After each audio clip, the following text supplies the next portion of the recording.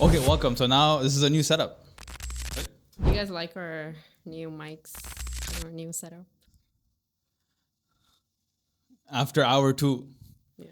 of having a setup. But today's topic, Rafa is going to introduce us to because it's her favorite topic. Yeah.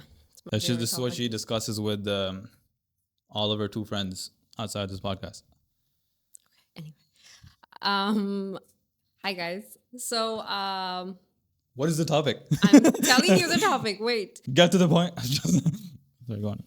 So today's topic, we are going to touch base on how sharing your blessings or sharing things that you own, like materialistically, how there's like a fine line between sharing it, but then how that sharing can kind of turn into like something like flaunting or showing off, or and it can come across as a negative thing from a cultural perspective.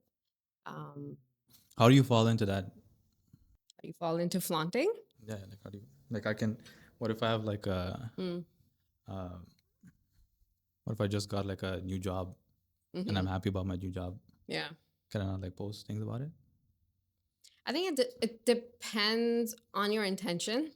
Like, why are you posting it? Who's your audience? And are you sort of sharing it to kind of flaunt, like, oh, look, I'm like earning this much. This is my salary. This is kind of my position. I work like with a prestigious organization and company. Or are you just sharing it with like your loved ones just to, because you worked really hard and you're just kind of sharing that news with them? Okay, so what do you think about the people that make that their identity? Work or just like flaunting? What they're doing. So like if they flaunt a job, Yeah. well, not even flaunting, if they share a job or if they Yeah. anything that's tangible, Yeah. Hmm. right? So we have I think we're talking about like materialistic shallow stuff that Yeah. are flaunting. Hmm. Usually it's all tangible, Yeah. right? Hmm. So what do you think about people who make that tangible their identity? What I think, I feel like it comes from like a place of looking for some kind of external validation. I don't think it's just coming like there's a reason why you can easily fall into that, like, oh, I have to show off. I have to like show the world that I own this, or I'm earning this much, or this is the brand I'm wearing, or like whatever it might be. I feel like it comes from a place of like lower your self-esteem. I don't think it's that stable. And I feel like you're looking for some kind of validation, some kind of external validation. What do you think? I think the culture kind of encourages it, right? Yeah, I think so. Yeah. So when that kind of trickles down into the next group of people in the next generation, Mm-hmm. um, I don't know. Have you had a time where okay? Do you maybe I'll ask this? Do you know? Because I know of certain people Mm-hmm. who just make that their um, everything, Like right? their entire identity. Yeah, yeah. So like anything that they take, that a tangible thing, they use Mm. that to live life, Mm. right? So, Mm. for example, the older generation, our Yeah. parents came here to give us a good education, Mm-hmm. right?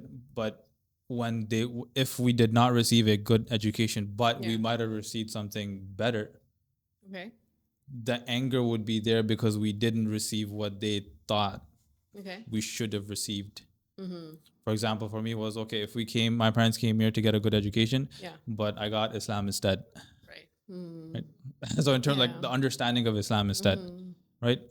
But that wasn't along the lines of okay, we wanted you to be some sort of like um, a good like in a good profession with a practical Right. degree Right.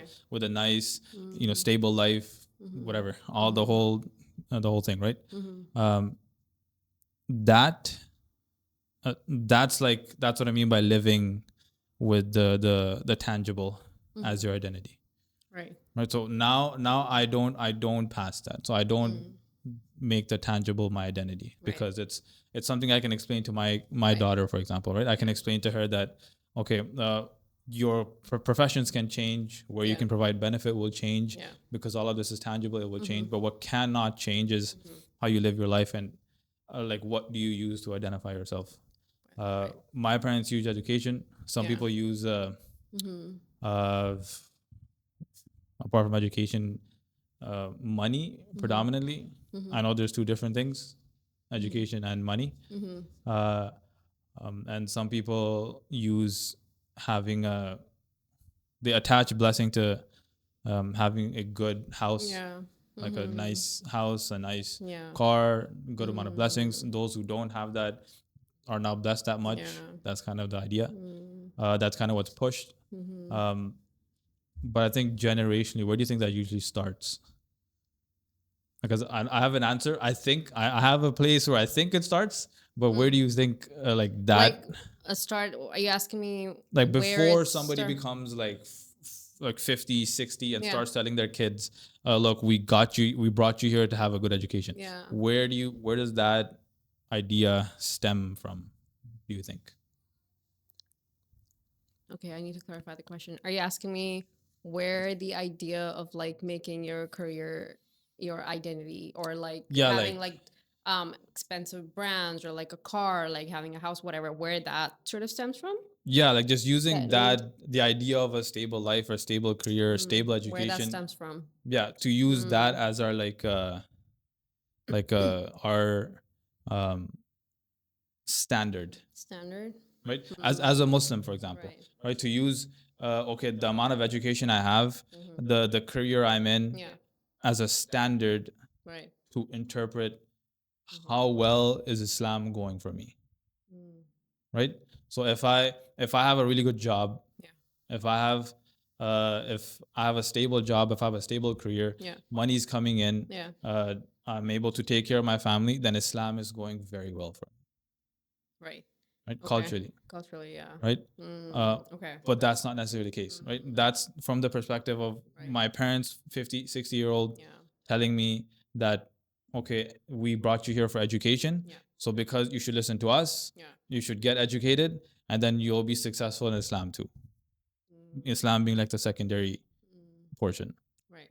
of that intention. So I'm saying, where does one begin to think like the first part that they will eventually get to where they'll tell their kids that we're gonna move somewhere because we need better education, or we need to make more money, or and not that, okay, we should stay here or we should move here, whatever action we should do, it should be based in Islam and not in tangible things like education, career, money, whatever it may be. So I can tell you where I think it starts. Maybe you can go off of that, Yeah. right? For me, it starts where like it starts with our generation, and we start to like begin to fear. And this is what I think. This is my perspective, that we start to fear all of the things that were instilled in us. So for my parents, the type of fear that was instilled, that if I don't have a practical job, if I don't have a stable career, then my life is going to be terrible, Right. right? And my interpretation of a terrible life would be not having any of that. Where Islam is a little bit more flexible Right. on that like perspective, on Right. that interpretation, Yeah. right? But in the instillment of the value, or like values instilled, like, okay, if you don't go for a career, Yeah. if you don't go for money, Yeah. and you live like a little bit below the standard that you're seeing around you, it's a hard life. There's no other interpretation about it, Right. right? You could be more mentally be sane, Right. you can be emotionally stable. But if you're not like materialistically on Yeah. that standard. Yeah, so if you're not materialistically on the same standards that everybody is around you, Yeah. or at least like my parents who they would compare, Yeah. then the blessing of Islam doesn't exist, Right. because now It's like directly related to like how happy Allah is with you. Like, oh, he's blessing with more money, Yes. and like a bigger house, and Yeah. like things like that. Okay. So now I think our generation is going down the same path, Right. right? So now our interpretation of that is, now I have to put, for example, my kids in XYZ programs, Right. right? Before I ever think of, okay, maybe I should teach my child myself, Right. right? Because that didn't happen before. Now the fear is that, okay, if I don't do X, Y, and Z with my child, or I don't do this, then they will turn out to be messed up. Right. Right? That's the first, like the first element where eventually it will lead to you might have a conversation with your child like, look, I did X, Y, and Z for you. Yeah. But why are you doing this? Okay. Right? So I experienced like the end result. Right? The end result of my parents saying, okay, we brought you here for education. Why aren't you getting an education? Right? Same thing can, like, our generation, I think, is going along the same lines. So now our generation might struggle to get their children to whatever point they want to get them to. And if the child says or believes or does otherwise, and we're not prepared for it, then the same reaction will come out. We did X, Y, and Z. Versus if you start from point A Islamically, like, okay, first you focus on what's halal, obviously, right? And then you focus on the character of your child, the how your child learns to be in the world, right? And once that's done, professional and everything that's tangible will eventually come, right? Our belief in Islam, our belief isn't so that everything that's tangible and that's out of our reach, all of it really is not, if you have the belief for it, right? So meaning, like, my replacement for that fear is we should be identifying with belief, not something tangible. Right. I don't think our generation is identifying with belief. They're identifying with tangible things. Okay. Right? So because all of our conversations are on tangible things. It's not on anything that will fix our belief. Right. Right? For the guys, at least. I don't know if the girls, maybe you want to shed some light on the girls' perspective. For the guys' perspective is just conversations on tangible things and what we can do as guys that we can measure, instead of saying that, okay, first maybe we need to fix what we talk about amongst our gatherings, right? First we need to maybe fix why we gather, fix what we talk about, fix how we act in that. And before even like going to the tangible strategic plans, like, okay, now we're together, now let's do X, Y, and Z to get Muslims in this position. We're talking about let's do X, Y, and Z to get Muslims in this position, while we don't know how to talk to each other, while we are very rude towards one another, while we can't even defend Muslims, like believers, each other behind our backs, right? All of these, like, things that aren't really tangible, we haven't fixed, but we go straight to the tangible. So I think because of that, it's just on the footsteps of like going into the same mindset of my parents telling me, oh, we brought you for education, you messed up. But do you think it's coming from the same fear for like our generation that, okay, our parents came here so you could have like a better education, you could have a better future in terms of like materialistically. You could get a better job, you can earn better than them, your struggle would be less than them. That's kind of the mindset they come from. But is our fear coming from that same thought process, that we have the same fear for like our kids, that, oh, like you need to also go to the same program, or like, do well career wise, earn better? Is it coming from the same fear, or do we have other factors? Like, for example, I think in our specifically our generation, social media has a huge influence on why our generation is kind of leans towards, oh, I gotta do this materialistic gain, or like there's a lot of self-comparison, like, oh, this person's doing this, I have to do this, because there's a lot of sharing that goes on social media. I feel like and you can not correct me, edit that out. You can give your opinion. But my opinion is that a lot of our generation is kind of leaning towards materialism because it's coming from a place of self-comparison instead of just from a place of fear, like the way it was for our parents. I don't think it's coming just from that fear. I think there's a lot of materialistic comparison that goes on with, like, people posting about, oh, I did this, I went here, I bought this new thing. And then it kind of puts you in a thing of like, wait, FOMO. Why am I not doing this? Am I behind? Am I a failure? Am I not doing enough? You know, that's what I think. It's like one of the main factors why I see that in our generation. Okay, so where does this lead? Like, Hmm? I for me leads towards like oversharing, being materialistic, being shallow, leads to like a broader ideology, or I would classify at this point as a way of like belief system, Yeah. right? Yeah. Because in this belief system, you hold other things above what, for example, Allah has asked you to hold, Yeah. right? Yeah. So let's say um, this idea of self comparison. Yeah. I think it takes you towards like a extreme sense of individualism, right? Yeah. And that sense of individualism then gets you to mess up your belief. Yeah. So now you're gonna, the things that, for example, Islam and the Prophet ﷺ prioritized, you don't, Right. Yeah. right? So when we prioritize uh, money over lending a hand, right? We prioritize having a stable life for ourselves over communal benefit, Right. Yeah. right? None of these things were. This was a belief system, right? This is why, like Islam is referred to as like a way of life, not necessarily a religion, but a way of life. Meaning, if there's a way you live, and it changes what you believe, then that has, for me, that has the danger of replacing Islamic thought for you, right?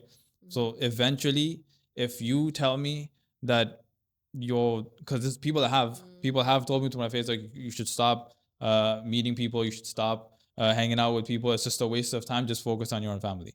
If you tell me something like that, then that means that has replaced your Islamic belief system. What you're doing and what you're saying, you have a different identifier, a different way of life. It's more individualistic. Yeah, against the Islamic belief system. Right. That, because it could be either be, okay, you either don't know enough, or you either haven't, like, primarily it's not knowing, and it's like, or your belief system is different, your way of life is different. So you think over Islam, what you think can provide more benefit rather than the way Islam is encouraged. Right. So this is why, like, the perspective will become skewed. So if I speak to somebody else and I say, yeah, you just focus on your family, and that's how you really get benefit in your life. Right. That's me going against, or that's me going head to head with an Islamic belief. Right. Right? So now I have to prove it, which brings it to culture. Yeah. Right? So now when culture tells me something specific, as if, oh, it's not bad to have your child's education in mind, or it's not bad to think about money, it's not bad. Yeah. But I'm approaching it Islamically first before culturally. It's not bad, but it gets bad when that becomes your identity. Yeah. Right? I think that's where it also, like, I was talking about, I mentioned intentions before, like, even if you have, let's say you're really well off materialistically, right? You have like you have a good salary, high earning salary. What is your intention with it? Is it just to benefit yourself? Is it just to like materialistically add on more things? Or I bought like this new thing, or like I have more investments, or like I'm buying like a new model of a car? Or is it also to like help the community around you? I think that's. Do you think this is the right answer? What do you mean? To that? What do you mean? Like, do you think that people should pursue something for like a specific intention? In terms of money? Yeah, like, so whatever you decide, so whatever career you decide, whatever amount of target of money you decide, you think there's like there's a specific intention you should have that is above others? I don't get the question. Like, for example, if I say I want to earn 100K a year, Yeah. right? Can I intend for, okay, I want to earn 100K a year for my family, and versus if I intend, I want to earn 100K a year for everybody around me? Okay. Is there a good or bad? Is there a right and wrong? between those two? Is there like a difference? Is there a I difference think between, there's a difference, yeah. like, is there intention we should be having versus we should Hmm. not be having at all? I think, again, I'm not saying, like you said, having a higher salary or earning more money is bad. I think if you are, though, there's a portion of your risk that I think gets appointed to you so you can help someone else out, or in whatever way that might be, even people close to you, or just like the community in general, like on a larger scale, whatever it might be. But I think the intention, if it's purely just like, oh, my desires, like I need a bigger house or whatever it is, like I need to fit in this much traveling in a year, or I need to only like focus on getting this kind of brand or whatever it is, if that's the only intention, I think that's what leads to like what you were talking about, individualism. Mm. It's all about me, my family, my desires, whatever I want, my upgrading, how society views me, that kind of thing. I Mm. think if you don't correct your intention, it's very easy to move away from what Islamically might be the right way. How would one correct their intention? For example, like if Mm-hmm. like if Mm-hmm. somebody lives a life Yeah. that's already deep into Yeah. this, Yeah. they're gonna have a hard time Yeah. get, like, so practically speaking, right? This is in an ideal sense. You have, Yeah. your friend circle Yeah. around you. You're able to have like good conversations with them. You're able to, set your compass straight, Mm-hmm. whatever it may be, Mm-hmm. right? So in a situation that's like not necessarily ideal, we Mm. have people around us that are, they focus more on materialism. They focus more on the things that they have, Right. right? Which is Mm. why we even have like a distorted definition of risk in the first place, Right. right? Yeah. We had the definition of risk we're used to is Mm. just leaning towards finances, Yeah. rather than everything Yeah. else is Everything also else is risk, also a right? form of risk. Yeah. Um, but we kind of skip over that, Mm. right? So my parent, even like my generation, my parents' Yeah. generations have kind of like skipped over the fact that, okay, everything else can be risk, Yeah. right? So Mm. a lot of people are in this loop of like, okay, everything that I earn that is tangible is part of my risk. It's already been given to me. Mm-hmm. I think, like, yeah, like would how can we work towards kind of like Mm. changing the direction of earning things, right? So now people earn things, Yeah. because some people are worried. Some people's passion and ambition is to earn a lot, Yeah. or get a lot of things, or Mm. collect a lot of things, whatever it may be. Um, Yeah. but to go towards like sharing burden and Yeah. kind of sharing some of the ease that people get around them, Mm. that's like an ideal situation we want to get to, Yeah. right? Like a situation where if one person is succeeding, not only Yeah. financially, but in every manner, Every manner. Yeah. right? Mm. Which is why, uh, when you have something like this, yeah, I feel like honest conversations help, Yeah. uh, and like taking and identifying with what's right and wrong kind of Mm-hmm. helps, Yeah. right? I think that's the first step. Yeah, Like you have to acknowledge, like, okay, and like a lot of self-reflection, like, where is this all about just me? yeah, Is that all I am thinking about, concerned about? Like, oh, okay, I got a new promotion. Is it just about me? What am I going to do with that money? You know, um, you have to acknowledge like your ways of life, how you've lived so far. yeah, Um, and be able to recognize that, okay, maybe it's been all about me all this time, and maybe there's something that needs to change moving forward. But I also understand, like, if your environment is just about that, which a lot of South Asian communities are like that, then it's very hard to even like acknowledge, get to that step of like, maybe I'm doing something wrong, because it's so normalized for them. It's been something, like you said, it's been carrying on for generations. They're so in deep in it, and everyone around them has normalized it. So that's kind of their way. That's become their way of life. So I guess it's a good reflection point to think of, how can you acknowledge it if you're like deep into it. so can we not say like, okay, then like some sort of suffering for that is a good thing. For Okay. example, like we can't keep on going down the chain Yeah. of generations Yeah. and then slowly making excuses, trying to make sure we don't hurt anybody in the process and then make a change. I think people are going to get hurt in the process, Yeah. whether we try to or not. Right? So like breaking any sort of damaging tradition. Yeah. Right? So if breaking the damaging tradition, for example, of focusing on career only, Yeah. right? Breaking that tradition, some people are going to get hurt in the process, whether I choose to do it respectfully, nicely, or not. Right? But I think this has to be done regardless if some people are going to be hurt. Right. I and you can tell me what you think, but I think a lot of the times these traditions got passed down because people knew they were right, they were wrong, the traditions, Yeah. but they stayed quiet because they didn't want to hurt somebody. Right, other people. Yeah. If we keep on going like that, then we're not going to change anything. Yeah. Right? And it's going to continue down the same road, and more people by volume are going to get hurt. Right. You rather hurt the small number that you have in front of you, Yeah.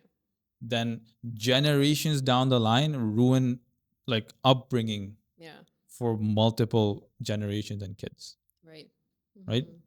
So I think this is where like a lot of people kind of only they think that it's a good thing that they're not hurting somebody else. So culturally in South Asian culture, they're like, out of respect for the elders, respect for whoever it may be, they don't say something is wrong even respectfully, right? Which Islam allows for you to respectfully disagree. Yeah.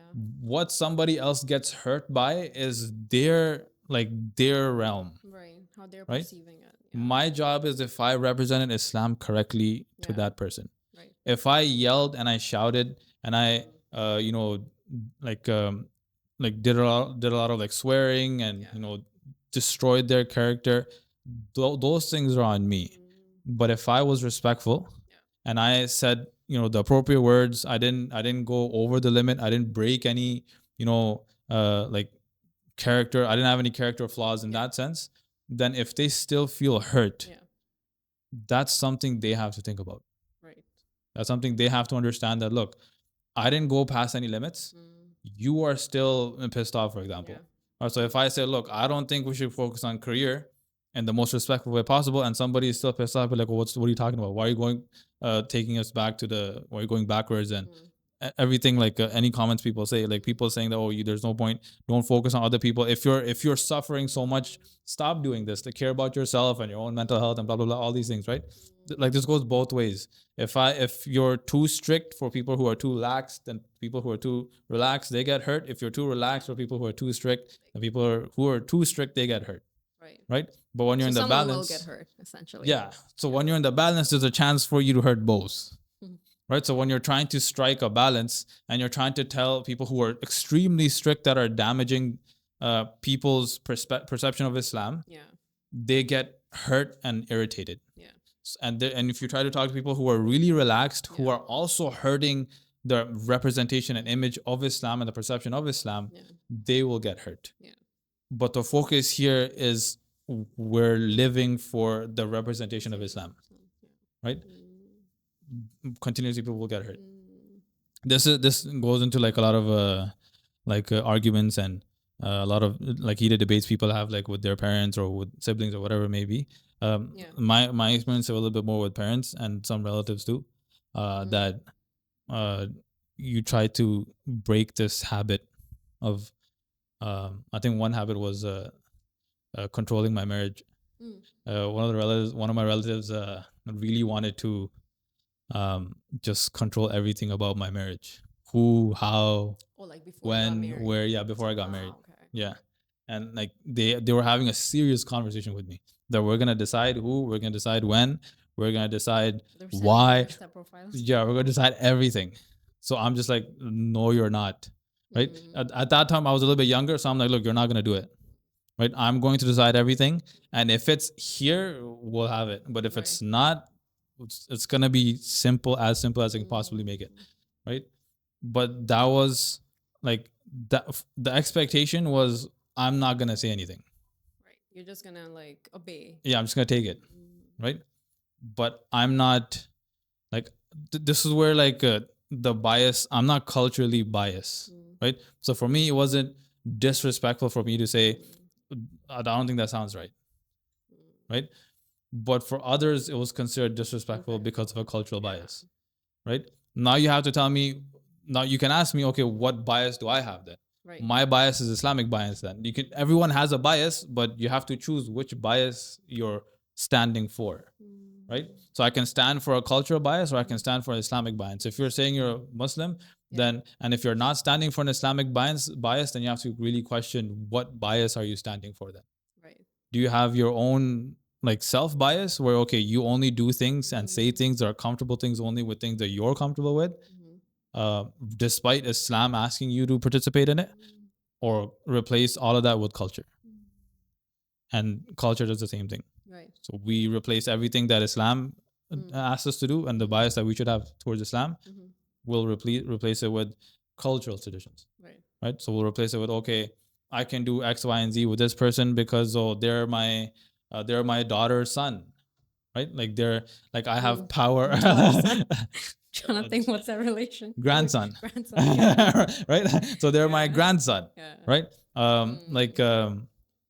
Like it's automatic assumption that everybody is going to comply to those culture traditions. Right.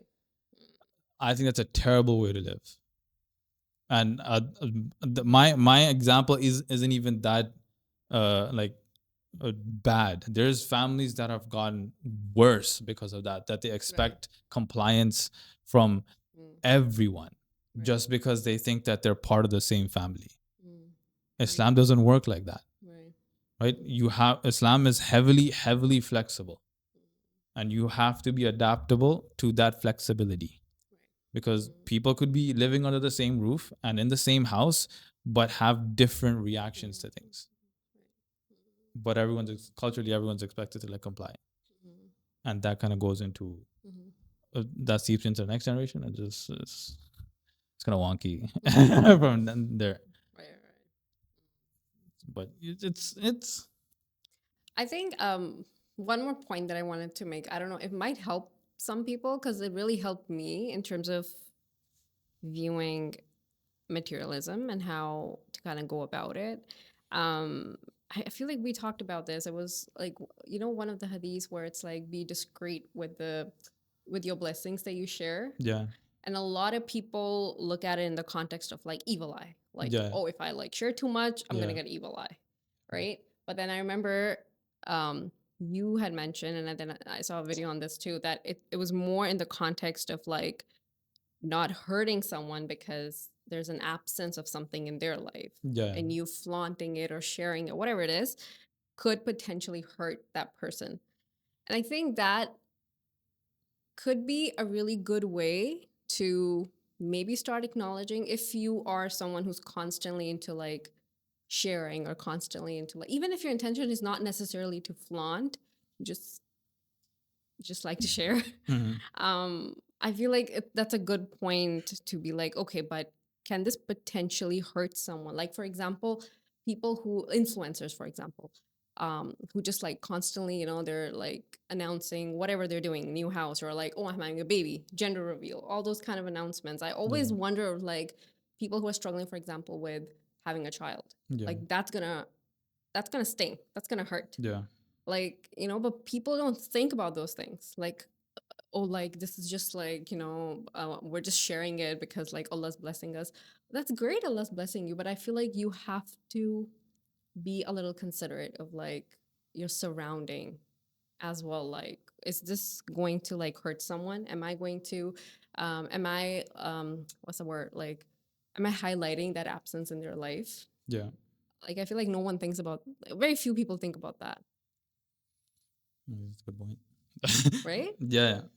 Like I also, like, this is very new for me too. Like, I never used to think from that point of view, but I think it would help if it could be a good starting point for people to like acknowledge, like, could I be like hurting someone unintentionally, especially if you know that this could be a sensitive topic for someone. This is if you have like your close knit, right? Yeah, this is close knit. So Yeah. then this also goes into like influencers, because they're not close knit with like Yeah. the millions of people that they're sharing it with, Yeah. and they don't think of the kind of influence they're having on like millions of people watching. But Yeah. it really does. It influences everyone. Everyone enters into the cycle of like self-comparison. Everyone Yeah. enters into, there's also you start not showing any gratitude for the things you already have, because it's like, oh look, Allah's blessing this other person with so much, Allah's not blessing me. Yeah. It goes back to your point of like equating materialistic gain, materialistic blessings with like, oh, this is how I know Allah's happy with me. Yeah. So then you get into that mindset of like, oh, that means Allah's happy with this person, but Allah's not happy with me. That's also a dangerous road to go. Yeah, I think there's like and I think almost a lot of people, if not the majority of the Muslims, that go through this. Yeah. Where they'll probably sit alone and they'll ask, why me? Yeah. Why am I going through this? Why not somebody else? Or like, which I 100% get it. And it's a huge problem, which kind of stems from like not the idea of like just being involved with your own self and that's it. This is like this the idea of like self and your nafs and everything kind of goes into a whole study. Like a lot of the scholars have done like the idea of, okay, how much you can actually prioritize the self and what does the self and the nafs actually mean. But in terms of like the close knit example, like there's like a lot of one of the famous examples of the Prophet ﷺ being don't worry, one of the, like the most famous examples of the Prophet ﷺ displaying that practically was he knew where his position was, and when a Sahabi came, a Sahabi came and he was a father and he asked him to go to the group of kids, and he asked the Sahabi to not call his kid by my son, call it by his name. So there might be an orphan in that group that might not have parents and feel bad. This kind of, I think, like gives us the first step, like a practical improvement, that if in our gatherings, in our circles, that we're just a little bit more careful and we're just a little bit like we intentionally, sincerely have like relationships, right? So if we know each other and our intention is to properly know one another, and at the same time our intention is to eventually go to Jannah, like be in Jannah together. Like your as believers, your intention should be to not hurt in any sense. And so should you be aware of what sensitivities people have, and you should be very careful on using your tongue, right? And I think that's that kind of starts. Yeah, we need a filter for the tongue. I always say this. Yeah, like yeah, like and I understand it's hard for some people to do. Like it's hard, like because not everyone works the same way. Not everyone is going to be like heavily analytical on what they're about to say or think before they say something, right? But I think what and this is going to be like a general theme in like many of our podcasts, and people will see why is that because but I think what helps, and this is what Islam kind of like encourages, if you just look into it like historically and just like text wise, is that there's always almost always like a group of believers together in some place. Like there's nobody doing things by themselves. Right. So every time we hear an instance where the Prophet ﷺ is there, the Sahaba are there, the Sahaba keep in contact with one another, they're sharing all their life problems together, they're going through all of major problems together. Major life and death situations in their life, they're going through it together. And they interpret those things together. Right? This is the conversation that we had before, that there are like there's a smaller number of situations where they're like they went through a major life problem, and they just stuck themselves into their house with nobody and they just thought about it themselves. Major life problems were shared because everyone had the understanding that, look, we're all believers.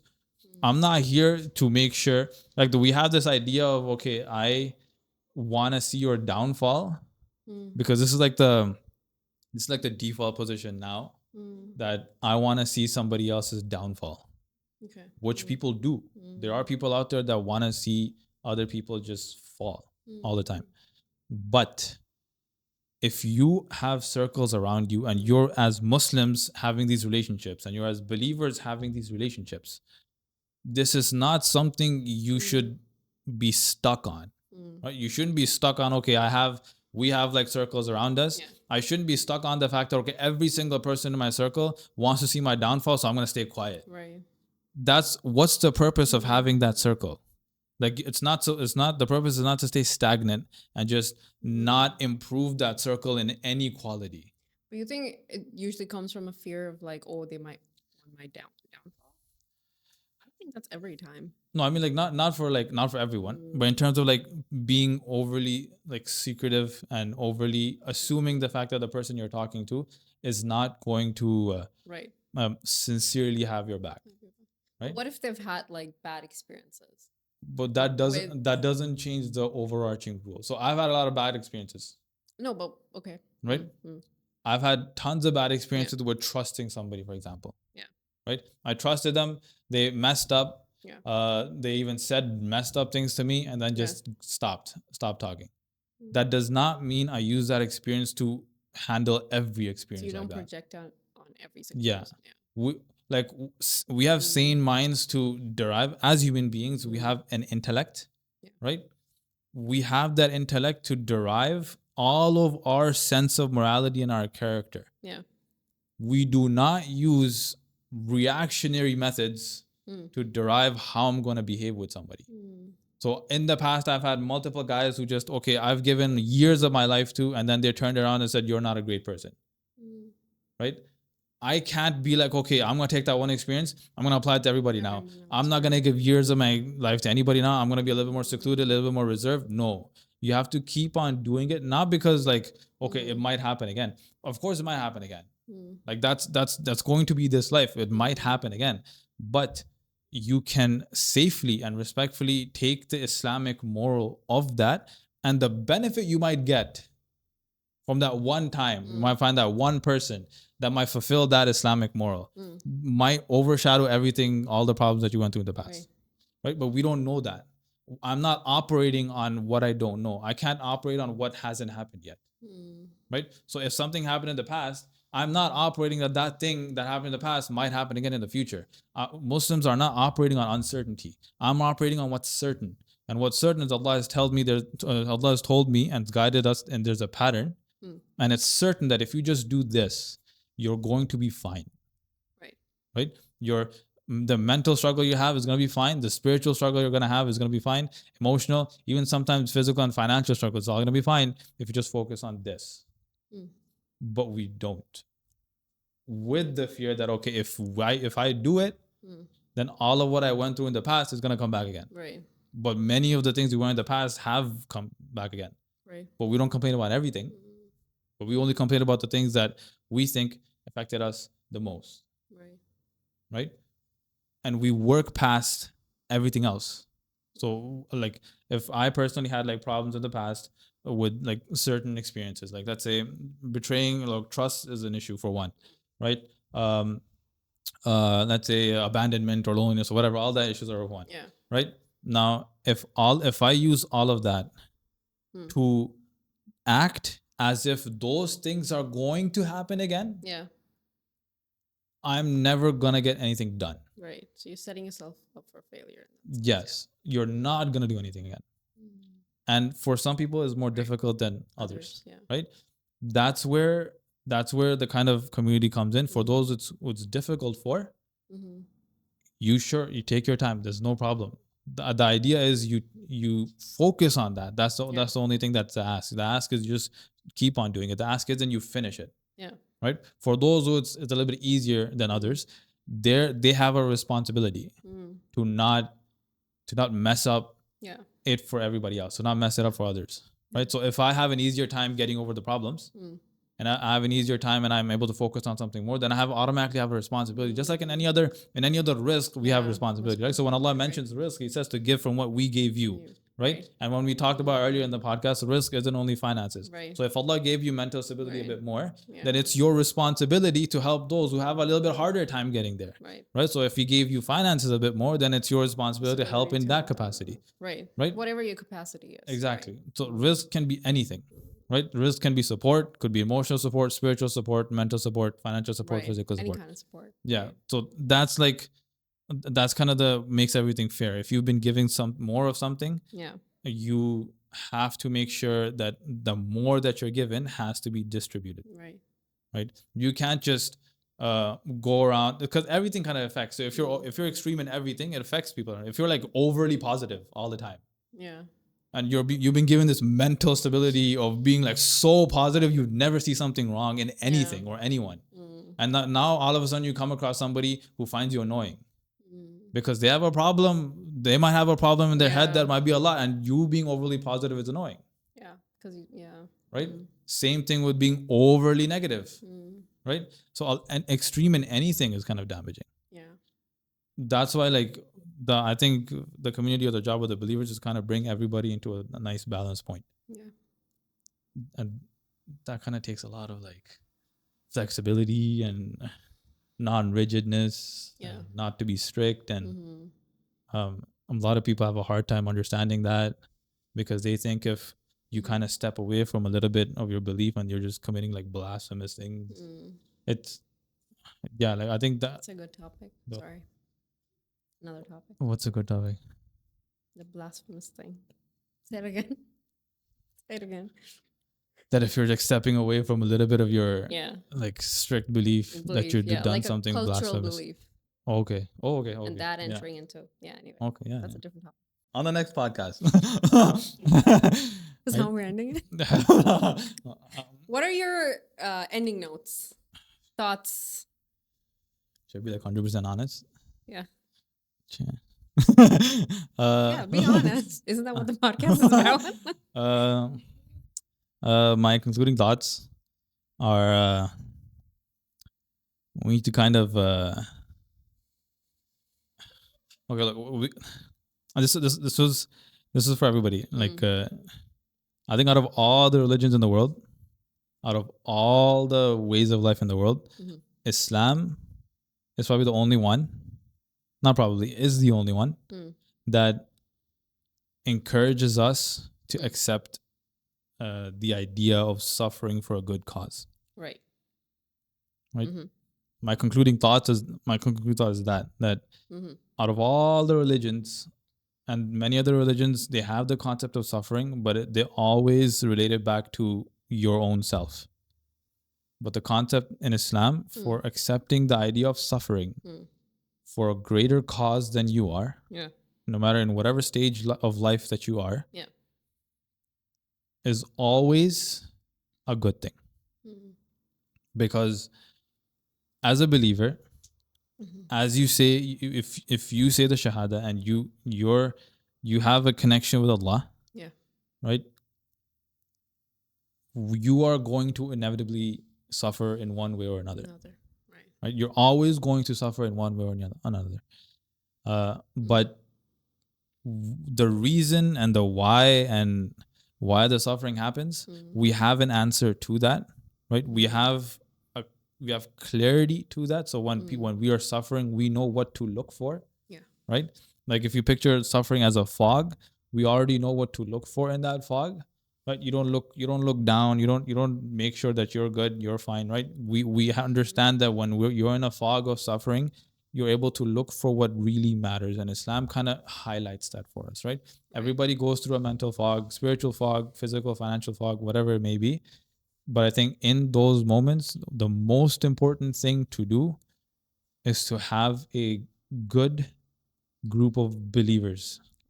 And they come in all and I'm not saying good group of believers. I was gonna believers, but oh, not the believers. You're gonna get canceled. Anyway, sorry. Like those good group of believers, they come in different different ways. I'm not talking about from one bias, because I know there's a group of people that when I say have a good group of believers, there's just certain pictures pop into people's heads And those are the only type of good believers. Right. Believers exist everywhere, whether you know of them or not. That's the whole point, right? You cannot, your job, sincerely, regardless of your suffering, is to make sure that your Islamic representation is as best as you can possibly make it. It doesn't have to be perfect. You don't have to achieve some great, lofty goals, right? You just have to make sure that you are aware of your character. You are aware that you're representing Islam. You're aware of that you are the ambassador for Islam. And this is how the Prophet ﷺ made sure that all of his Sahaba around him, all the companions around him, knew that. Right?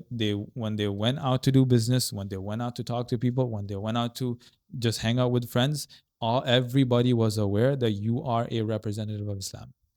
So whether you suffer together, whether you are happy together, whatever you do, you have to make sure that it's at least together.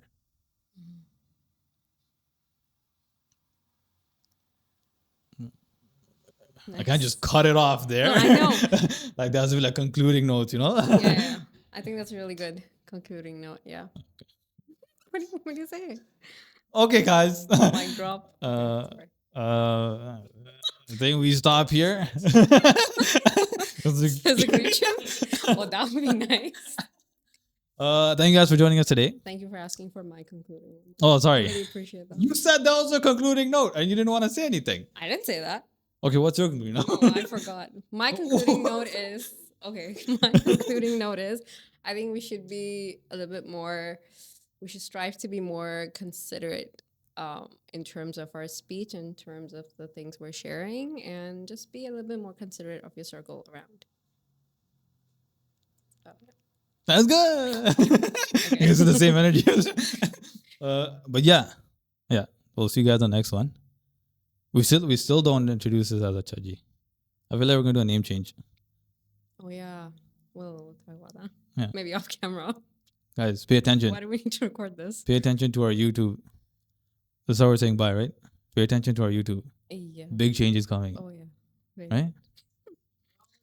We'll see you guys on the next one. Salam.